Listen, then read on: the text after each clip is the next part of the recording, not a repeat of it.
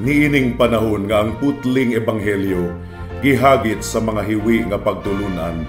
Kinahanglang mo barog ang mga tinunan ni Kristo sa pagpakigbisog sa paglaban sa pagtuo nga makausa ug alang sa tanang panahong gihatag sa Dios ngadto sa iyang katawhan. Mao'y hinungdan nga namugna kining tulumanon ang putling ebanghelyo. 30 minutos nga pagsabwag sa tinuod nga ebanghelyo kauban ni Pastor Jeremias hangad. Ang putling ebanghelyo tulumanon nga gihatod kaninyo sa Herald of Grace Radio Ministries Philippines. Ang putling ebanghelyo. Ang putling ebanghelyo. Ang putling ebanghelyo.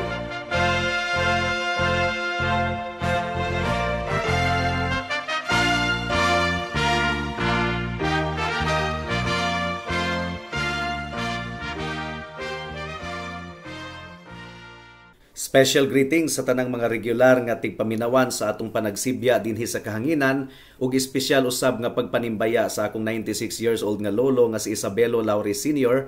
ug sa akong 74 years old nga nanay nga si Nanay Kunsing nga naminaw karon. Alang sa pagpamalandong sa pulong sa Ginoo, please turn with me once again sa Romans chapter 7 verse 14 hangtod sa 25. Ang gingon dinhi, tungod kay nasayod kita nga ang balaod espirituhanon man, apan ako iya sa unod, gibaligya ilalom sa sala. Tungod kay dili nako masabtan ang akong kaugalingong binuhatan. Tungod kay dili nako mabuhat kung unsa ang akong gusto, apan mabuhat nako ang butang mismo nga akong gidumtan.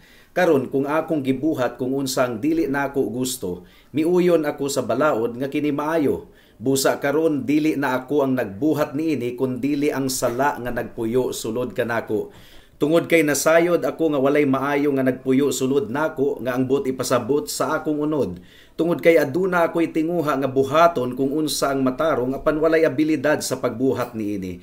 Tungod kay dili nako mabuhat ang maayo nga akong gusto, apan ang dautan nga dili nako gusto, mao hinuon ang kanunay nakong ginabuhat.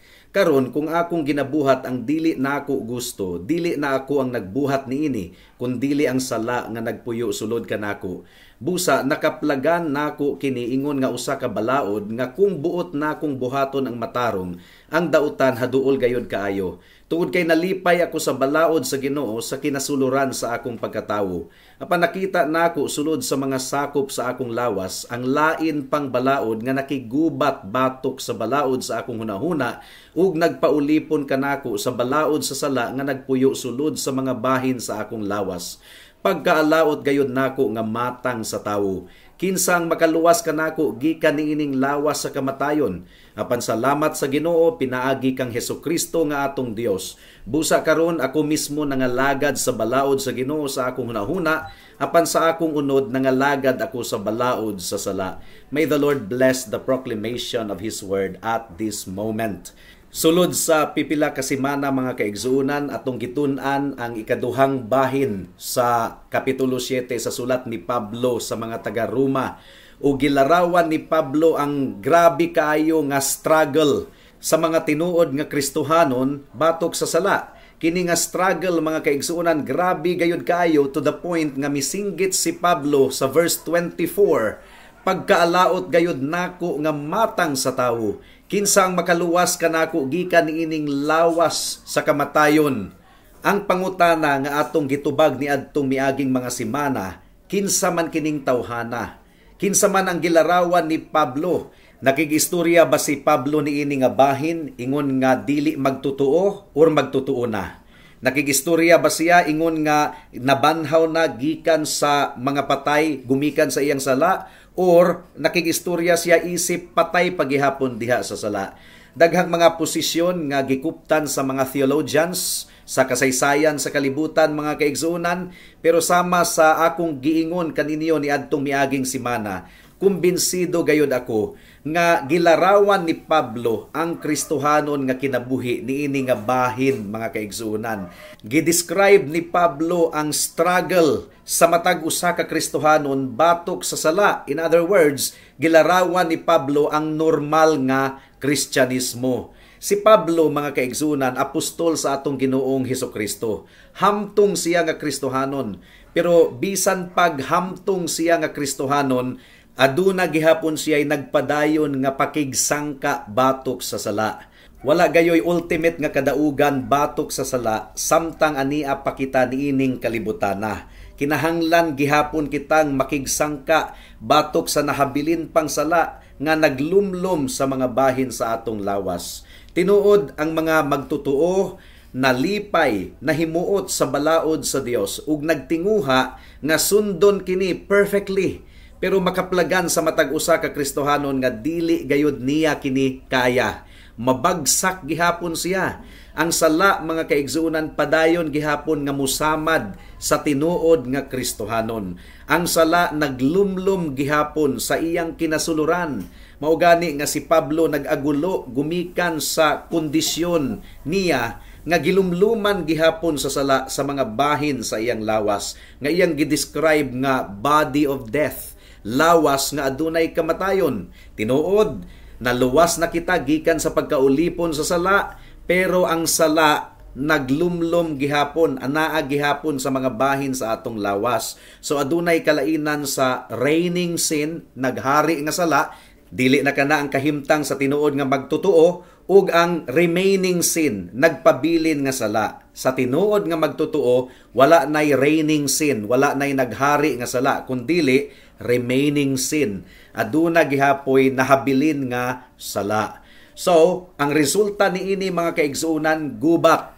And at this moment, atong i-examine kini nga Kristohanon nga pakigubat ug ang mga practical nga perspektibo nga atong tan-awon sa atong pamalandong sa pulong sa Ginoo niining taknaa. Mudangat na kita sa unang punto. Ang tinuod nga Kristohanon mga kaigsuunan, aduna gayoy giatubang sa matag adlaw, sa matag segundo nga gubat. The Christian is engaged in the war. And I tell you, my dear brethren, normal kini nga Kristyanismo. Nagsulti si Pablo mahitungod sa governing principle nga nagpanglihok sa iyang kinasuluran. Adunay naglumlum nga sala gihapon nga mo'y nagpugong kaniya sa pagbuhat sa mga butang nga iyang buot-buhaton. Mo kini gi-testimonyo ni Pablo sa Romans chapter 7 verse 21. Paminawon nato.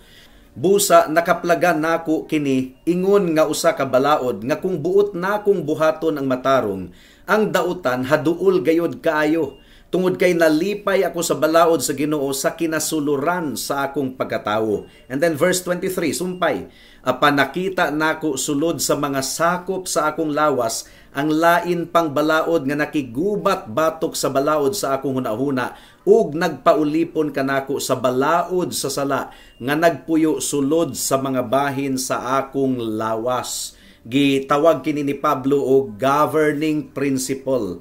Governing principle nga anaa sa matag-usa ka nato.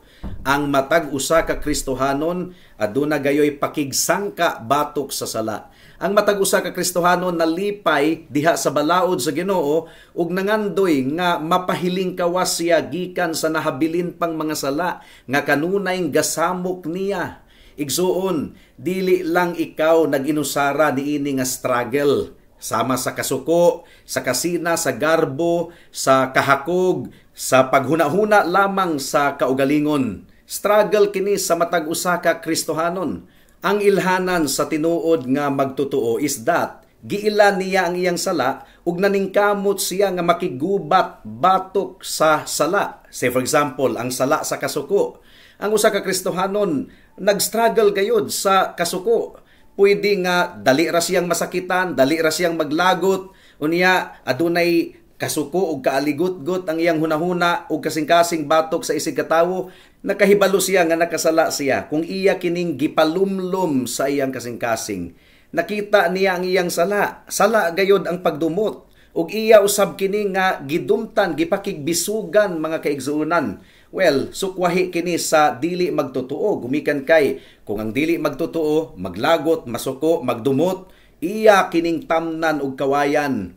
O kinahanglan gayon siya nga manimalos. Pero ang tinuod nga Kristohanon, adunay struggle.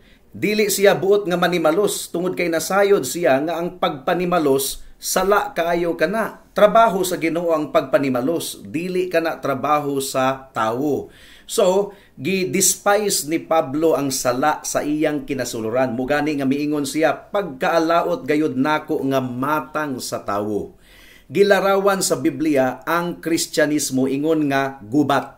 There is really a great struggle.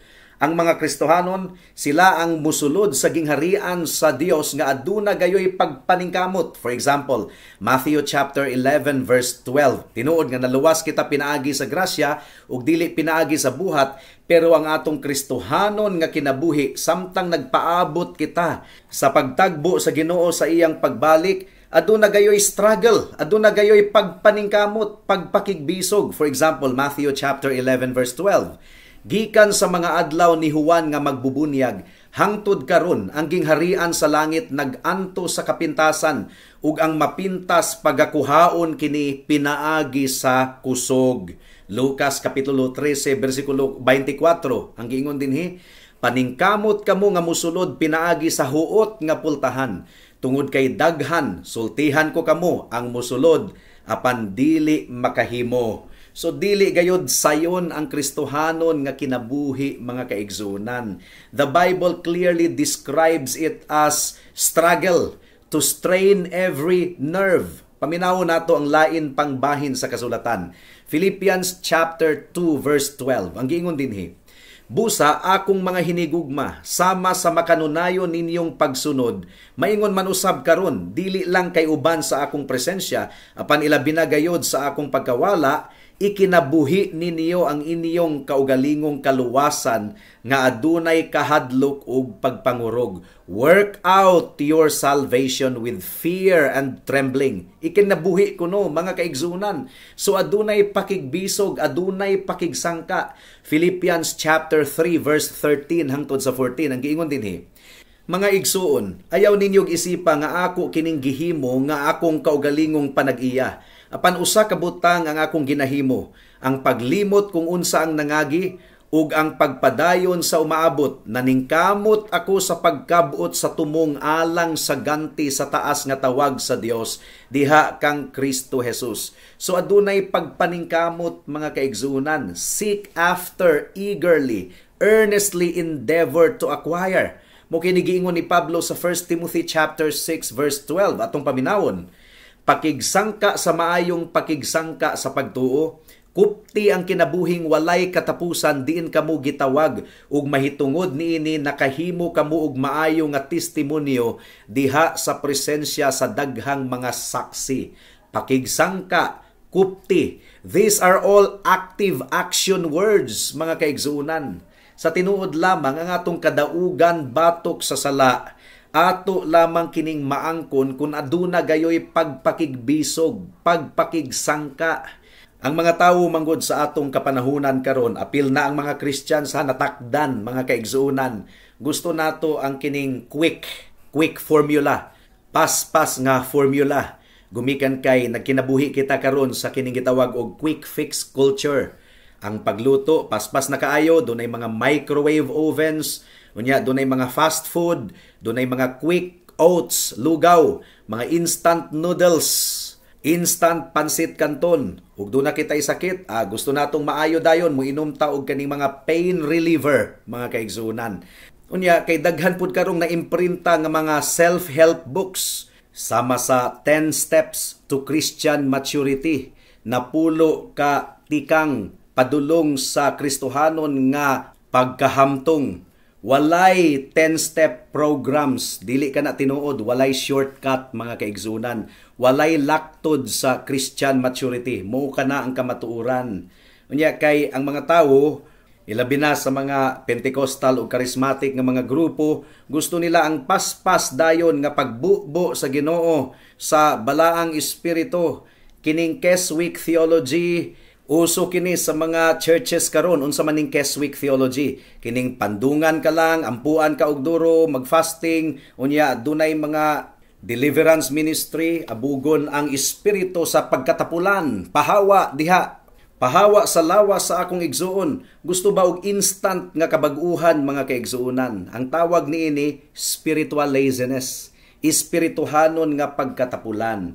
Sa tinuod lang ang Roma Kapitulo 7 nagtudlo kanato nga ang kadaugan nato batok sa sala maangkon lamang nato pinaagi sa pakigbisog, pakigsangka, dili pinaagi sa shortcut mga kaigsuonan. Giusab na sa Ginoo ang atong hunahuna ni adtong naluwas kita. Of course, giusab na kita sa Ginoo. Aduna na kitay tinguha alang kang Kristo karon. Gihisgutan ni Pablo ang kabaguhan sa atong hunahuna sa chapter 12 sa Book of Romans. Pero wala pa kita mahimaya mga kaigsuonan. Wala pa nahitabo kanato ang glorification nga maangko nato pagbalik lamang sa atong Ginoong Hesukristo. Mag-glorified kita. Busa samtang ania pa kita niining kalibutana, makigsangka gihapon kita batok sa nahabilin pang mga sala nga naglumlum sa mga bahin sa atong lawas. Mao kini ang gipasabot ni Pablo sa verse 25. Mudangat na kita sa ikaduhang punto. Ang Kristohanon kinahanglan gayong muagi sa kining gitawag og proseso sa pagtubo. Walay laktod, walay shortcut. Adunay growth process mga kaigsuonan. Kinahanglang mulambo kita ngadto sa pagkahamtong. Ang matag usa ka Kristohanon nagsugod sa espirituhanon nga pagkapuya. Immature pa. Kinahanglang makat-on pa kita og duro sa pulong sa Ginoo, magtuon kita sa pulong sa Ginoo, i-apply nato ang pulong sa Ginoo sa atong kinabuhi, kinahanglan nga masabtan nato ang atong sala, and we are expected to grow. Expected gayud sa Biblia nga mahimo kitang hamtong. 2 Peter chapter 3 verse 18 ang giingon dinhi. Apan tubo kamo diha sa grasya ug kahibalo sa atong Dios ug manluluwas nga si Hesukristo. Kaniya ang himaya karon ug sa adlaw sa eternidad. Amen. So gisugo kita mga kaigsuonan nga mutubo. Unsaon man nato pagtubo diha kang Kristo? Unsaon man nato nga mahimo kitang madaugon sa atong pakigsangka batok sa sala? Welang tubag, kinahanglang ilhon nato mga kaigsuonan. Nga giluwas kita sa Ginoo, gitawag kita aron mahimong sundalo niya. Sundalo nga makigubat. Walay relax-relax mga kaigsuonan samtang ania pa kita niining kalibutana. Ang giingon sa 2 Timothy chapter 2 verse 4. Walay sundalo nga magpagapos sa mga tinguha nga sibilyan. Sanglit ang iyang tumungman mao ang paglipay sa naglista kaniya. Walay exempted. Ang tanang mga Christians gilista ni Kristo ingon nga iyang mga sundalo. Makigsangka batok sa sala. O kinahanglang maabtikon kita kanunay, alert kita. Gumikan kay si Satanas, kanunay nag-atake batok sa mga katawhan sa Dios. Unang Pedro kapitulo 5 bersikulo 8. Ang giingon dinhi, pag maligdong kamo diha sa inyong hunahuna, pag mabinantayon kamo ang inyong kaaway nga mao ang yawa, naglibot-libot sama sa leon nga nagagulo, nga nangita og matukob. Unsa pa mga kaigsunan, kinahanglan nga atong ilhon nga ang atong struggle, ang atong pakigsangka anaa gayod primarily sa atong hunahuna.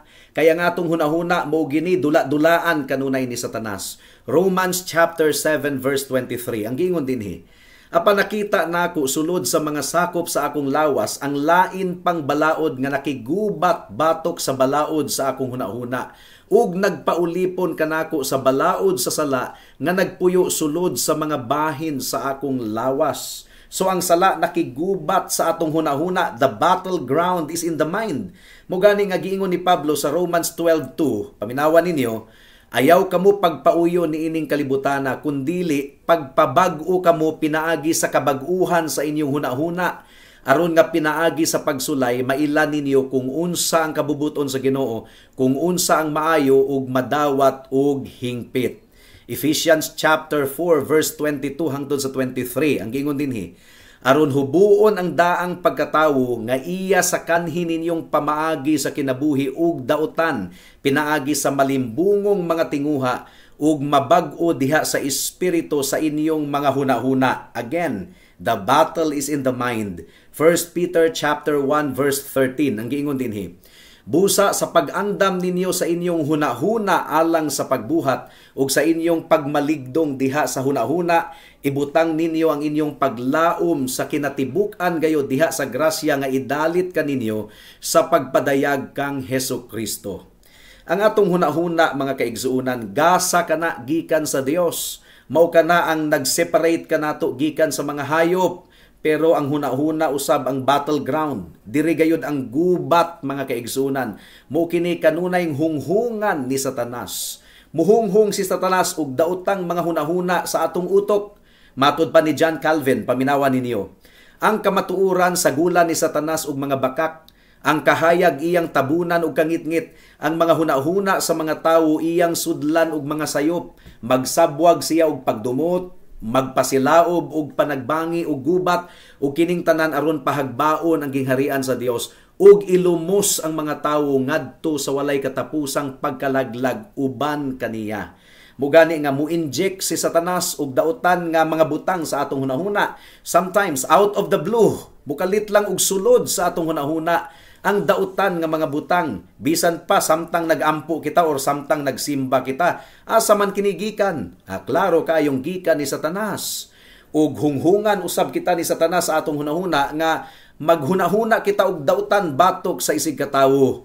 Mutanom si Satanas og gagmayng liso sa kasuko nga musilaob ngadto sa pagdumot hangtod nga mubuto na ang imong kaaligot-got sa imong isig katawo. Kung dili ka magbantay, unya tintalon usab kita ni Satanas sa atong hunahuna aron kita makasala sama sa iyang gibuhat kang Ananias ug Safira nga gipatay sa Ginoo on the spot kay namakak sila batok sa balaang espiritu. Acts chapter 5 verse 3. Ang giingon din hiyo, apan si Pedro miingon, Ananias, nganong gipuno man ni Satanas ang imong kasing-kasing aron mamakak sa balaang espiritu ug mutipig alang sa imong kaugalingon ug bahin gikan sa halin sa yuta.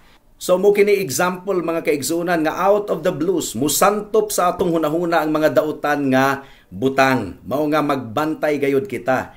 Naa sa atong hunahuna ang pakigsangka, ang pakigubat batok sa unod. Romans chapter 7 verse 25. Ang giingon ni Pablo din hiyo, salamat sa Ginoo pinaagi kang Hesukristo nga atong Dios. Busa karon ako mismo nangalagad sa balaod sa Ginoo sa akong hunahuna, apan sa akong unod nangalagad ako sa balaod sa sala. So, ang unod nakigsangka batok sa balaod sa Ginoo nga anaa sa atong kasing-kasing ug hunahuna. Mao nga kinahanglang pildihon nato ang mga limbong ni Satanas nga iyang gihunghong sa atong hunahuna. 2 Corinthians chapter 10 verse 4 to 5. Ipasakop nato kang Kristo ang atong hunahuna. Ang giingon din niyo, tungod kay ang mga hinagiban sa atong pakigsangka dili iya sa unod, apan adunay balaang gahom aron laglagon ang mga kuta. Among gilaglag ang mga argumento ug matag hataas nga opinyon nga giisa batok sa kahibalo sa Dios ug gibihag ang matag hunahuna aron musunod kang Kristo. So laglagon ang mga speculations, mga pangaghap, kini nga attitude mga kaigsuunan nga gitanom ni Satanas sa atong hunahuna. Gigamit po niya ang impluensya sa kalibutan, impluensya sa mga worldly ideologies.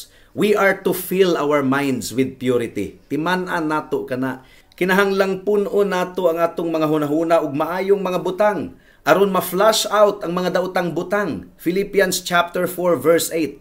Sa katapusan mga igsuon, unsa man ang matuod, unsa man ang dungganon, unsa man ang makatarunganon, unsa man ang putli, unsa man ang nindot, unsa man ang dalaygon, kung adunay may bisag unsang pagkamaayo, kung aduna may bisag unsa nga takos pagadaygon, huna-hunaa kining mga butanga. So we are commanded to fill our minds with good things. Ikatulong punto, ang Kristohanon makadaog lamang sa gubat, pinaagi lamang kang Kristo. Samtang tinuod mga kaigsuunan nga kinahanglan kitang maningkamot, makigbisog, nagpabilin usab kining matuod, nga ang kadaugan maangkon lamang nato pinaagi kang Kristo. Romans chapter 7 verse 24 hangtod sa 25. Ang giingon dinhi, pagkaalaot gayud nako nga matang sa tawo, kinsa ang makaluwas kanako gikan niining lawas sa kamatayon. Salamat sa Ginoo pinaagi kang Hesukristo nga atong Dios. Busa karon ako mismo nangalagad sa balaod sa Ginoo sa akong hunahuna, apan sa akong unod nangalagad ako sa balaod sa sala. Daghang mga tawo nga maningkamot nga mapildi nila ang sala, Pinaagi sa ilang human effort, sa ilang tawhanon lamang nga pagpaningkamot. Nagtuo sila nga kung maningkamot gyud sila og duro, ilang mapildi ang unod. Nagtuo sab sila nga kung taas ang standard sa ilang pagkinabuhi, disiplina mga kaigsuonan, mapildi nila ang unod, mapildi nila ang sala.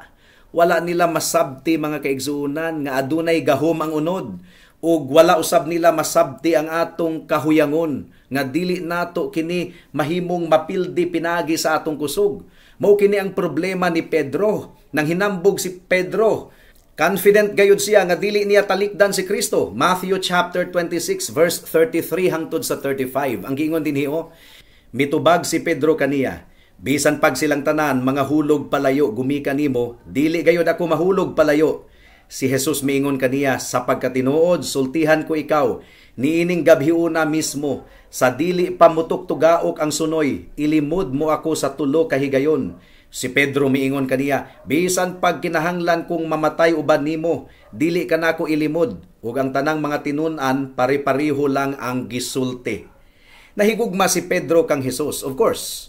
Naghunahuna si Pedro nga makahimo siya, pinaagi sa iyang determination nga mubarog hangtod sa katapusan. Pero nakaplagan niya niadtong gabhiuna mismo kung unsa gayud siya kahuyang. Mogani nga giingon ni Pablo sa Romans 7:15, tungod kay dili nako masabtan ang akong kaugalingong binuhatan. Tungod kay dili nako mabuhat kung unsa ang akong gusto, apan mabuhat nako ang butang mismo nga akong gidumtan. Nakaplagan usab ni Pedro mga kaigsuonan nga gamhanan gayud si Satanas. Luke chapter 22 verse 31, si Satanas day ang gatintal ni Pedro ni adto. Ang giingon ni Jesus, Simon, Simon, tanawa, mihangyo og duro si Satanas nga angkunon ka, aron iya kang ayagon sama sa trigo. Kulba no? 1 Corinthians chapter 10 verse 12, busa si bisan kinsa nga naghuna-huna nga nagbarug siya, kinahanglang magbantay basin og mahulog siya. Mao nga, angayan lamang gayud natong masabtan nga kinahanglan kitang makigbisog, kinahanglan kitang makigubat, kinahanglang maningkamot kita, apan ang kadaugan, maangkon nato pinaagi lamang sa atong Ginoong Hesukristo. Philippians chapter 2 verse 12 and 13, ang giingon dinhi, busa mga hinigugma, sama sa pagsunod ninyo kanunay, maingon man usab karon, dili lang sa akong presensya, apan ilabi na gayod karon nga wala ako. Ikinabuhi ninyo ang inyong kaluwasan nga adunay kahadlok ug pagpangurog. Tungod kay ang Ginoo ang nagpanglihok diha kaninyo aron mutinguha ug mubuhat alang sa iyang maayong kalipay. So, ikinabuhi kuno nato pero gisumpayan ni Pablo nga ang Ginoo ang nagpanglihok diha kaninyo aron mutinguha ug mubuhat alang sa iyang maayong kalipay. Kung atong basahon ang Romans 7, mura og depressing mga kaigsuonan, no? Mura og discouraging. Pero sa tinuod lang, encouragement kini alang kanato. Una sa tanan, affirmation kini nga wala kita nag-inusara sa atong battle, sa atong struggle. Consistent kini sa tanang magtotoo. Ikaduha, kauban nato ang atong Ginoong Hesukristo. Dili kita niya pasagdahan. Siya ang atong manluluwas. Ug naghatag siya kanato og kasiguruhan mga kaigsuonan nga iya gayud kitang ipreserbar hangtod sa katapusan. Philippians chapter 1 verse 6 ang giingon dinhi, ug nakasiguro ako niini nga siya nga nagsugod og maayong buhat diha kaninyo mutapos niini hangtod sa adlaw ni Hesukristo. 1 Corinthians 10:13, walay pagtintal nga nakaapas kaninyo nga dili kasagara sa tawo. Matinud-anon ang Dios ug dili niya itugot nga matintal kamo labaw sa inyong katakos. Apan uban sa pagtintal maghatag usab siya og pamaagi sa pag-ikiyas aron inyo kining maantos. So adunay tabang gikan sa Ginoo. Praise God. Tinuod huyang kita mga kaigsuonan, luya kita. Wala pa kita mahiling kawas totally gikan sa presence of sin. And yet, ang Ginoo nagpadayon sa pagpanglihok sa atong kinasuluran. ug iya kitang ginabag-o kanunay, ginahatagan niya kita kanunay og paghinulsol ug ginaandam niya kita kanunay ngadto sa kahimayaan. Magpadayon kita kauban sa mga kaigsuonan diha sa pagtuo nga nagatutok ug nagasalig lamang kita sa atong Ginoong Hesukristo. Alang sa mga wala pa diha kang Kristo, nganong wala mamoy struggle batok sa sala? It's because ang inyong kasing-kasing wala pa mabag-o. Ginapos pa sa sala, nahigugma pa sa sala. In other words, wala pa maluwas gikan sa pagkaulipon sa sala. Tawag kang Kristo higala. Pag hinulsol sa imong sala, ang kuna nga dautan ikaw, dili ikaw makaluwas sa imong kaugalingon, ug salig kang Kristo, salig sa iyang dugo, nga adunay gahom sa paghinlo sa imong sala, salig sa iyang pagkamatarong nga isulob kanimo kung ikaw maghinulsol ug musalig lamang kang Kristo ingon nga imong bugtong Dios ug maluluwas. Buhata kini karon kay basin ug ugma ulahi na ang tanan. Amen. Alang sa duga nga mga pangutana, mahimong mo text kang Pastor Jeremias hangad sa 0935-744-3030.